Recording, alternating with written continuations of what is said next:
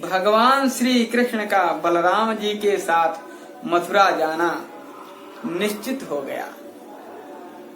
दिव्य मधुर रस में सारा वृंदावन भावी वियोग के दारुण दावानल से दग्ध हो रहा। सबको संदेश हो गया कि अक्रूर आए हैं। अब तो शाम को सभा बैठी नंद जी की और कहे मेरा सब हो गया फाइनल। बोले अब तो सवेरे जाएंगे। अबे अरे इतना सुनते ही सबके हृदय धड़कने लगे कि अब भगवान के बगैर हम कैसे जिएंगे। बचन न आओ नयन भरे बारी। अब भगवान हो हमको छोड़ के चले जाएंगे। अब वो विषम परिस्थिति का चित्रण लीला का झांकी का अवलोकन करिए। सबके दिल दहकने लगे विरह के। भगवान श्री कृष्ण की अभिन्ना मूर्ति प्रेममयी श्री राधा जी की विचित्र दशा थी। ब्रज के विरही लोग विचारे वे कभी तो श्री कृष्ण के साथ अपनी नित्य एकता का अनुभव करके दुख भूल जाती। कभी कभी आभास हम तो एक हैं, हम अभिन्न हो ही नहीं सकते। गिरा अर्थ जल बीच सम कहिए तो भिन्न न भिन्न बंदो सीताराम पद जिन्हें परम। तो वो तो एक है ही है और ना कभी भिन्न हुए हैं। वो दिखता है बात वो लीला के माध्यम लीला दिखाने के लिए। तो कभी कभी भूल जाती और कभी जब ये होता तो प्रियतम जाएंगे तो बेपथुस्ते शरीर में सूख जाते शरीर, अंदर आग रह उठती विरह की। लेकिन उस विरह की आग में एक मधुरता स्मृति आती है। श्री कृष्ण का कभी कभी दुख भूल जाती और कभी भावी विरह की ज्वाला से जल उठती। श्री कृष्ण उनसे बार बार मिलकर उन्हें भांति भांति से समझाते हैं। इसी राधा माधव वार्तालाप का एक प्रसंग है। एकांत में नित्य निकुंजेश्वरी श्री वृषभानुनंदिनी श्री कृष्ण की आत्मरूपा राधा श्री राधा जी बैठी हैं। श्री श्याम सुंदर उनके पास विराजित होकर उनकी पल पल में परिवर्तित होने वाली भाव लहरियों का सतृष्ण निरीक्षण कर रहे हैं। मतलब बिल्कुल विशेष कैसे कैसे भाव हो रहे हैं। कभी विरह आता है, कभी प्रेम आता है कि हम तो अलग है ही नहीं, एक हैं। तो भगवान श्री कृष्ण पास में रह के उनको सांत्वना दे रहे हैं, समझा रहे हैं कि हम जाएंगे तो ये जी पाएंगी तो क्या उपाय करें। कुछ भगवान सोच रहे हैं उपाय कि इनके ऐसी औषध लक्षणों के अनुसार ऐसी औषध दें जो ये जी सकें। सियाराम मतलब प्रेम की औषधि निरीक्षण कर रहे हैं। बड़े अतृष्ण मतलब तृष्णा बहुत, कभी समझाते हैं तो कभी स्वयं उन भाव तरंगों में तरंगित होने लगते हैं। यह प्रसंग है। विषम बिछुड़ने की वेला में राधा हुई उदास। अश्रुधार बह चली द्रवों से चला दीर्घ निश्वास। बोली करती करुणा क्रंदन मेरे प्राणाधार। निराधार ये प्राण रहेंगे कैसे क्यों निस्सार।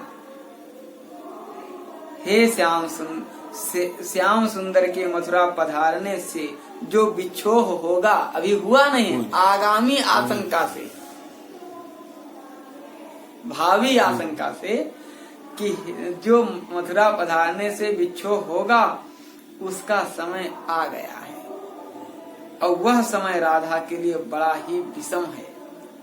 वे उदास हो रही हैं, उनकी आंखों से आंसुओं की धारा बहने लगती है और लंबे लंबे सांस आने लगते हैं। वे अत्यंत करुण भाव से क्रंदन करती हुई बोली, हे प्राणों के आधार, तुम्हारे चले जाने पर ये मेरे प्राण निराधार हो जाएंगे।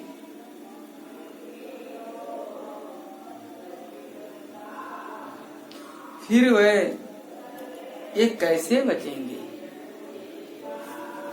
और जीवन का सार जो तुम हो, उसके चले जाने पर रहेंगे भी क्यों?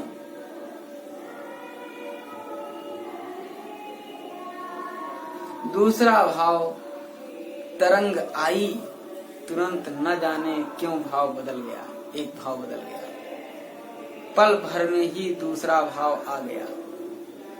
वे बोली, हे प्यारे श्याम सुंदर, हम दोनों तो स्वरूपतः नित्य निरंतर अनन्य हैं, एक दूसरे में मिले हुए हैं,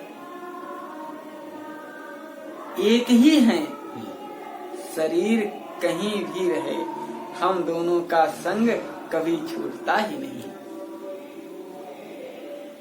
हम दोनों के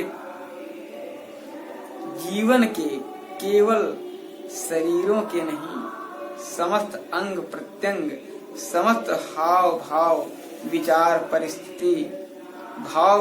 परिस्थिति अनुभूति तथा उनके आवांतर भेद आदि अपनी अपनी कलाओं सहित नित्य मिले रहते हैं।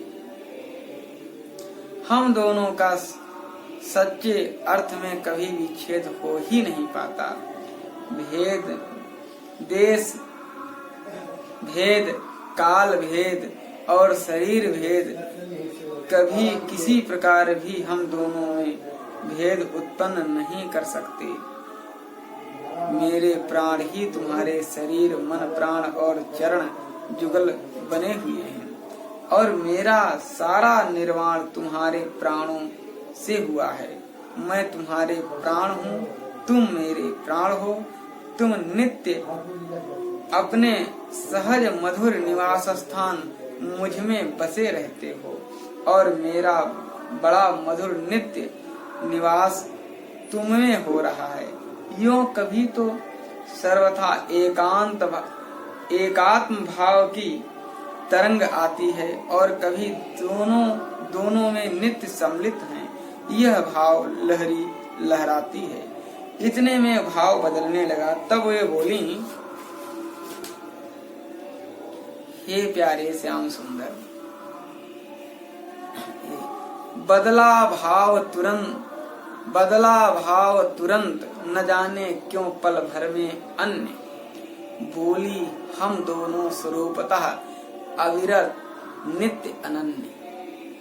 रहे कहीं भी देह छूटता नहीं कभी भी संग और नित्य मिले रहते जीवन के सकल अंग प्रत्यंग। हो पाता न कभी हम दोनों का यथार्थ विच्छेद, कर सकते न कभी कैसे भी देश काल तन भेद। बने तुम्हारे देह प्राण मन चरण युगल मम प्राण, अछुआ तुम्हारे ही प्राणों से मेरा सब निर्वाण। नित्य बसे रहते तुम मुझ में सहज मधुर आवास और तुममें सहज हो रहा मेरा मीठा नित्य निवास। मेरा निवास तो तुम्हारे में ही है। नित्य मिलने में भी जब आती कभी विरह की बात और सुनते ही जल उठते सारे तक्षण मेरे गात। इतना कहते ही आकुल हो गई पुनः बेहाल, इतना कहते ही आकुल हो हुई पुनः बेहाल। तन मन में सर्वत्र जल उठी ज्वाला कठिन कराल। जली लतासी पड़ी उठाकर रखी श्याम ने गोद, कर कमलों से लगे केस सहलाने मधुर समोद। वचन सुधा अति मधुर पिलाकर तन लौटाया चेत, हृदय लगाकर बोले प्रियतम माधव प्रेम निकेत।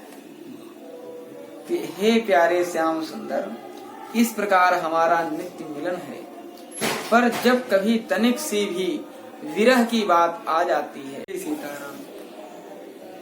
हे प्यारे श्याम सुंदर, इस प्रकार हमारा नित्य मिलन है, और जब कभी तनिक सी भी बिछोह की बात आ जाती है तो उसे सुनते ही उसी क्षण मेरे सारे अंग जल उठते हैं। इतना कहते ही व्याकुलता बढ़ गई, फिर बुरा हाल हो गया।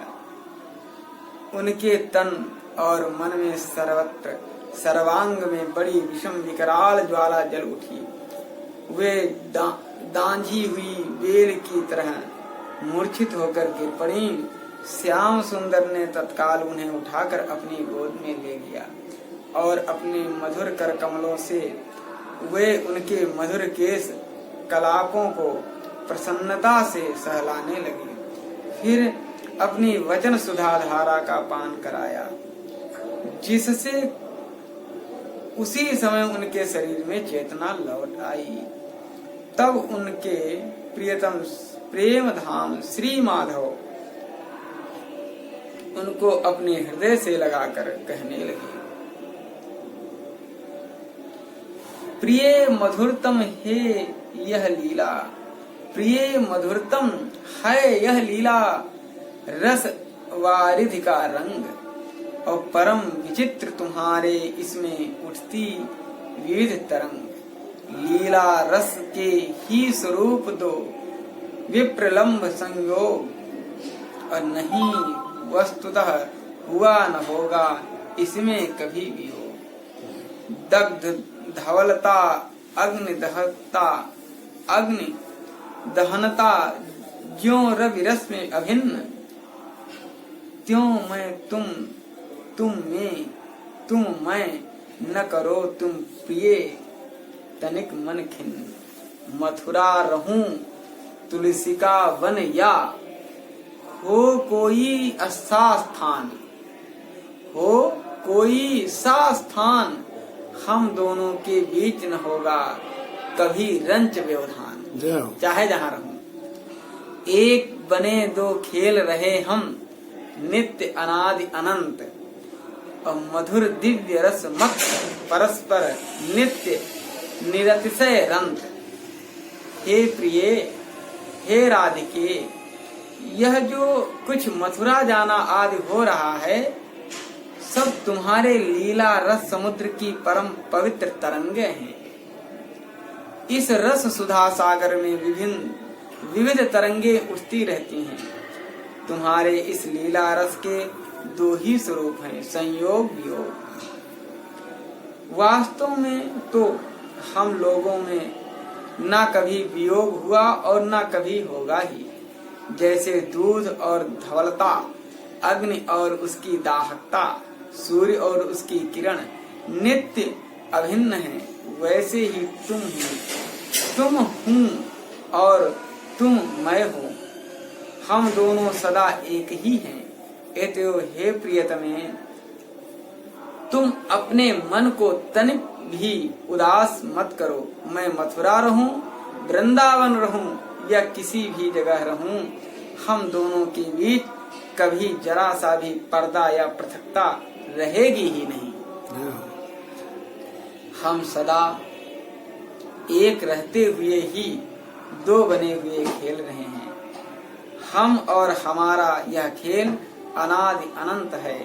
इसी से हम दोनों दिव्य मधुर रस में मत हुए नित्य निरंतर दूसरे में अनुरक्त हैं। राधा हुई प्रसन्न देखकर प्रियतम बदन प्रसन्न, तत्सुख सुखी सदा ही दोनों सहज अभिन्न विभिन्न। प्रियतम श्याम सुंदर का मुख कमल यह कहते कहते खिल उठा। श्री राधा ने जब प्राण प्रियतमा का मुख प्रसन्न देखा तो वे भी प्रसन्न हो गई। इस प्रकार वे दोनों सदा ही अभिन्न तथा सदा ही भिन्न रहते हुए एक दूसरे के सुख में सुखी रहते हैं। परम और चरम त्याग में इस मधुरतम सच्चित आनंद भगवत स्वरूप प्रेम की सदा ही जय हो। जय जय श्री राधा माधव की जय हो। वृंदावन बिहारी लाल की जय हो। जय जय जय श्री